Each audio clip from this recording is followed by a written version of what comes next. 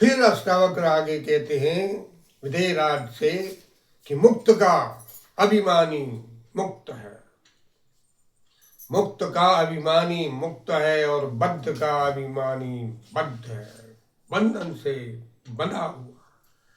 जो भाव तेरे भीतर उतरेगा, जो भाव तेरे मन में उतरेगा, जैसी मति वैसी गति, यह उक्ति लोकोक्ति बड़ी सत्य हो जाती है कि मुक्त का अभिमानी तो मुक्त है, जिसको मुक्ति का भाव है वो आज भी मुक्त है, अभी मुक्त है, इस क्षण भी मुक्त। अगर तुझ में आत्मभाव का भाव गहरे में उतर गया है, गहरे में उतर गया है कि तू आत्मा है, ये तू मानने को राजी हो रहा है, और जो तेरी अपनी पिछली यात्रा रही होगी उस यात्रा के अनुसार जो तुझको योग्यता मिली है, उस योग्यता के आधार पर तेरा अंतस्करण शुद्ध होता जाएगा, पवित्र होता चला जाएगा। और इसी अंतस्करण में से जैसे ही ये अंतस्करण शुद्ध होगा, इस अंतस्करण की शुद्धता के साथ ही तुझे आत्मा का बोध होता चला जाएगा। इसी तरह अष्टावक्र उसको और भी गहरे में बताने लगे कि ये संसार स्वप्न है, इस संसार को सच्चा मत मान लेना।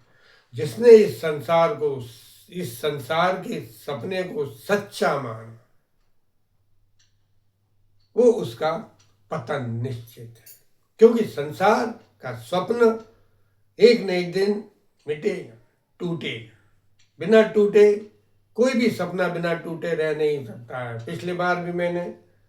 पिछले एपिसोड में मैंने बताया था कि ये स्वप्न है जो तुम्हें सच्चा दिख रहा है, ये तुम्हारा भ्रम है। बड़े बड़े फिलोसोफर तो यहां तक बता गए कि ये तेरा देह भी भ्रम है, भ्रम है कि तू मैं हूं, मेरे होने पर भी शक है, शंका है।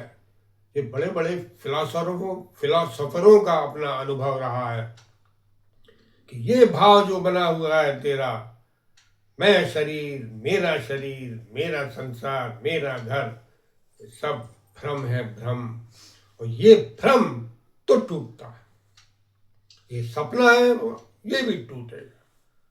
बस बात सिर्फ वहां अटक जाती है कि रात को सोते में जो सपना देखते हो, वो सपना जैसे ही नींद खुली और सपना टूटा, आंख खुली सपना टूटा, वहां गुंजाइश रहती है यह स्वीकारने को कि ये जो मैं सपना देख रहा था ये तो सपना था, ये तो कुछ भी सत्य नहीं है। अब इसी सत्य को कम से कम हमें स्वीकार करना है, इसी सत्य को हमें समझ लेना। लेकिन जब ये संसार रूपी सपना टूटता है आपका, जो आपने अपना संसार बना के रखा है मन बुद्धि से, अपने अहंकार से, ये सपना भी टूटता है। लेकिन ये सपना टूटता है आंखें बंद होने के बाद। बस यहां सबसे बड़ी गड़बड़ी हो जाती है कि ये सपना टूटेगा आंखें बंद होने के बाद। हो जब आंखें बंद होती हैं, फिर आपके पास कोई दूसरी गुंजाइश, कोई दूसरा उपाय नहीं है। फिर वही पुनरपि जननम पुनरपि मरणम पुनरपि फिर।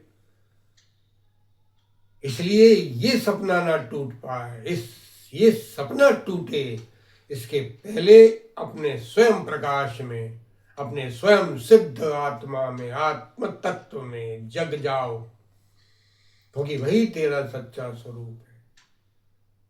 मरने के बाद की जो भी अवस्थाएं घटती हैं वो भी तुम जानते हो, वो देखते हो तुम, क्योंकि तुम्हारा सत्य स्वरूप तो बस बाहर हो जाता है, जाता तो कहीं नहीं। वो तो आदि अनादि शाश्वत, उसकी तो मृत्यु कभी है नहीं। मृत्यु तो इस शरीर की, और ये जो अंतस्करण है आपका, इंद्रिय, सूक्ष्म इंद्रियां, स्थूल इंद्रियां तो समाप्त, लेकिन जो सूक्ष्म इंद्रियां हैं मन की, क्यों? आप रात में सोते हैं, सपने में शरीर तो निश्चल, मतलब बिना हरकत के रहता है, लेकिन आप रसगुल्ला उठा के खाते हो कि नहीं? वो किस हाथ से खाते हो? आप घूमने चले जाते हो, वो कैसे चले जाते हो? सूक्ष्म इंद्रियां, सूक्ष्म इंद्रियां मन की। इंद्रियों का मन नहीं होता, इंद्रियों का मन नहीं, लेकिन मन की इंद्रियां होती हैं, और यही मन की इंद्रियां से आप रात में सपने में रसगुल्ला खा लेते हो। इसलिए फिर ये सूक्ष्म इंद्रियां, मन बुद्धि चित्त और अहंकार, आपका आत्मा के साथ बाहर हो जाता है, और शरीर आपका निश्चेष्ट पड़ा रहता है। बाद में शरीर के साथ जो जो भी होता है वो सब आपको पता है, लेकिन वो सब आप देखते हो। लेकिन अब दूसरा कोई उपाय नहीं रहा आपका, क्योंकि आपकी शरीर की आंखें बंद हो चुकी। आपने जीते जी कभी होश नहीं संभाला, कभी सत्य को समझने की इच्छा भी नहीं करी, याचना और यत्न प्रयत्न भी नहीं किया। इस कारण अब आंखें बंद होने के बाद दूसरा आपके पास कोई उपाय नहीं बचता। इसी तरह अष्टावक्र विदेह राज के लिए सारी बातें बता रहे हैं, समझा रहे हैं, एक एक चीज को भ्रम बता रहे हैं, सपना बता रहे हैं, और नश्वर बता रहे हैं, नाशवान बता रहे हैं सारा जगत। इसीलिए शास्त्रों में कोई लोकोक्ति भी है, आत्मा परमात्मा सत्य, जगत तो मिथ्या है, जगत तो मिथ्या है। मिथ्या कभी कभी शास्त्रों में इसलिए भी उपयोग किया जाता है क्योंकि आप झूठ नहीं है, झूठ तो नहीं देख, क्योंकि आप आंखों से सब कर रहे हो, देख रहे हो, इसलिए झूठ नहीं है, ये जगत मिथ्या है। मिथ्या का अर्थ होता है कि ये अभी है, अगले पल कोई श्योरिटी नहीं, अगले पल रहे ना रहे कोई भरोसा नहीं, इसलिए उसको मिथ्या कह दिया है। नहीं तो आप कहोगे कि सब तो दिख रहा है, भोजन खा रहा है, पी रहा है, कपड़े पहन रहा है, उठ रहा है, बैठ रहा है, ये तो झूठ नहीं हो सकता। तो झूठ नहीं है, झूठ नहीं है, मगर मिथ्या है। इस मिथ्यात्व को समझते हुए ब्रह्मांड की सारी रचना, संसार जगत एक स्वप्न की भांति समझते हुए, मानते हुए, जानते हुए आपको अपनी यात्रा आगे बढ़ाना है। अष्टावक्र के इन्हीं ज्ञान के शब्दों के साथ, ज्ञान के वाक्य, ज्ञान के शब्द, ज्ञान के अक्षर, एक एक को आपको भीतर उतारना है। विदेहराज के तो उतर रहे थे साहब, ऐसे उतर रहे थे अष्टावक्र जी के एक एक लाइन, एक एक वाक्य, जैसे कि पिघला हुआ शीशा उतर जाता है। ऐसे विदेहराज के भीतर ये आत्मज्ञान की बातें उतरती चली गई, उतरती चली गई, और विदेहराज शांत शांत चित्त होकर, दत्त चित्त एकाग्र होकर, अष्टावक्र की आंखों में आंखें डालकर मुंह प्रसन्न होते चले जा रहे थे, सुनते चले जा रहे थे, अपनी व्यापकता को देखते हुए। आज उन्हें समझ में आ रहा है कि मेरी व्यापकता इतनी है जिसके बारे में कभी मैंने सोचा भी नहीं, कि मैं इतना व्यापक हूँ, मेरा इतना विस्तार है, पृथ्वी से लेके आकाश तक मैं ही मैं हूँ, दूसरा कोई नहीं। सारा सारा सारा का सारा जो ये रचना रची गई है ये मेरे से है।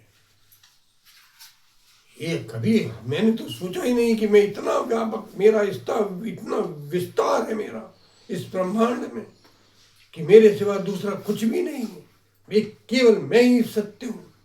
और इसी तरह परमात्मा जो पूरे ब्रह्मांड में व्याप्त है, पूर्ण रूप से व्याप्त है, उतना का उतना परमात्मा मेरे भीतर व्याप्त है, मेरे बाहर व्याप्त, बाहर भीतर परमात्मा ही परमात्मा, बाहर भीतर आत्मा ही आत्मा, इसके सिवा दूसरा कुछ भी नहीं। जागट भीतर हीरा मोती, क्या बात बोलिए कबीर साहब ने। जामे बाग बगीचे, क्या बात है, कबीर साहब की सोच देखिए साहब। जागट भीतर बाग बगीचे, जाई में सृजनहारा, क्या मजा। जागर भीतर बाग बगीचे जामे सृजनहारा, वो बनाने वाला भी यहीं बैठा हुआ। बाग बगीचे हैं, हीरे मोती हैं इस भीतर घट में मेरे, लेकिन हमें सिर्फ शरीर दिख रहा है, दूसरा कोई भाव नहीं है। देह भाव को पकड़े हुए बैठे हैं हम, बुरी तरह पकड़े बैठे हैं। और जिस क्षण आप आत्मा की अनुभूति पे उतरेंगे अष्टावक्र के ज्ञान के आधार पर, विदेहराज, अब जब विदेहराज को सारी बातें समझ आ जाती हैं, एक एक बात विदेहराज को समझ आती जा रही है, तो अचानक विदेहराज शून्य मंत्र मुग्ध हो गए, अचानक स्तब्ध हो गए। तब अष्टावक्र को लगा कि बात कुछ तो बनी है, कुछ तो बात बनी है। विदेहराज की आंखें बंद क्यों हो गई हैं? अभी तक तो विदेहराज मेरी आंखों में आंखें मिलाते हुए मेरी बात को पीते चले जा रहे थे, और अचानक आंखें क्यों बंद हो गई? अचानक क्यों शांत हो गए विदेहराज? और अचानक विदेहराज शांत होते होते शून्य में उतर गए। आगे की बातें आगे।